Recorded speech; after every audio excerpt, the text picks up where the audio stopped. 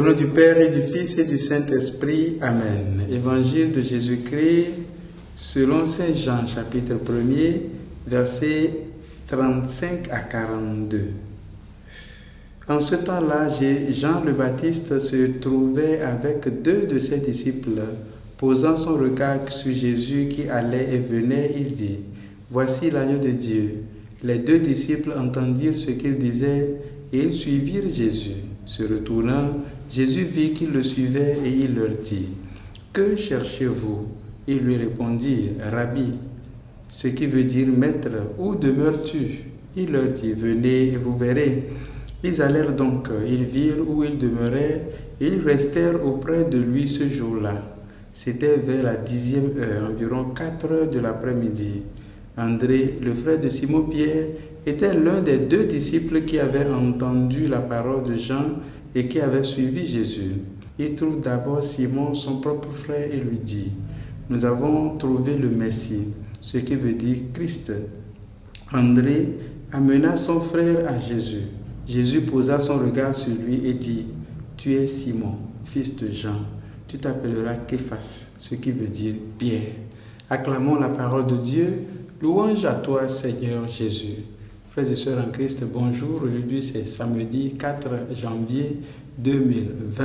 Nous bénissons Dieu pour ce jour qu'il nous donne, pour ce premier week-end de l'année 2020. Et nous le disons de continuer de nous combler de sa grâce et de sa bénédiction pour que notre foi demeure solide en lui.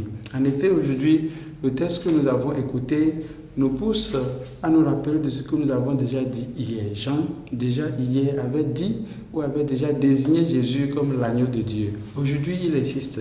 Il insiste devant 2 de ses disciples. Et lorsque nous croyons en cette expression, cela nous met en mouvement. Automatiquement, les 2 disciples se lèvent et se mettent à la suite de Jésus. Ils s'approchent donc de lui et voilà Jésus qui se retourne et qui pose une question très importante. Que cherchez-vous ? Je dois vous avouer que en lisant le texte, j'étais bloqué parce que je m'attendais à la question plutôt « Qui cherchez-vous » Mais Jésus demande « Que cherchez-vous » Et je vous pose la question, je me pose la question aujourd'hui. Qu'est-ce que je cherche ? Qu'est-ce que nous cherchons ? De toutes les façons, il est important que chacun se dise. Dans le cas de ces 2 disciples, ils ont répondu « Où demeures-tu » Et donc Jésus leur a permis « Venez et vous verrez ». Ils sont restés avec Jésus, ils ont vu là où il demeure et ils sont restés avec lui pendant la journée. Mais quelque chose retient mon attention. Après, ils retournent et ils vont chercher leur frère pour dire « Nous avons vu le Messie ». Alors je suis tombé des lunes parce que je me demande qu'est-ce qu'ils ont vu là-bas qui leur permettent de dire « Celui-ci, il est le Messie ». Puisque Jean avait déjà parlé, c'est comme s'ils n'étaient pas convaincus. Ils sont allés voir là où il demeure et maintenant ils disent « C'est le Messie ». Je ne sais pas ce qu'ils ont vu. J'imagine que c'est l'expérience qu'ils ont faite avec Jésus. Et je voudrais te demander à toi, quelle est ton expérience avec Jésus ? Qu'est-ce qu'ils ont vu ? Qu'est-ce que toi tu as vu ? Depuis que tu es devenu chrétien, depuis ton baptême, depuis ta confirmation, depuis que tu reçois le corps du Christ, qu'est-ce que tu as vu ?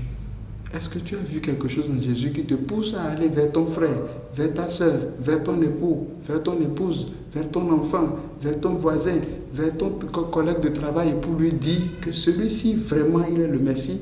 Voilà ce que nous sommes appelés à faire au cours de cette année. Nous savons que Jésus lui-même va dire après, les renards ont des terriers et les oiseaux ont des nids, mais le Fils de l'homme n'a même pas où reposer la tête. Donc nous savons en réalité que ce n'est pas le lieu qui les a attirés. Une chose est quand même claire, on se demande, est-ce qu'en si peu de temps, les disciples de Jean ont été exaucés ? Est-ce que leur vie a changé ? Est-ce qu'ils sont devenus maintenant prophètes ? Est-ce qu'ils ont reçu un miracle ? Est-ce qu'ils ont été guéris ? Mais pourtant, l'expérience les a poussés à parler ainsi. Mon frère, n'attends pas un miracle, n'attends pas quelque chose de bizarre avant de te mettre à la suite de Jésus. Dis-toi que c'est lui le Sauveur, il est le Maître de tout, qui te bénisse et qui te garde maintenant et pour les siècles des siècles. Amen.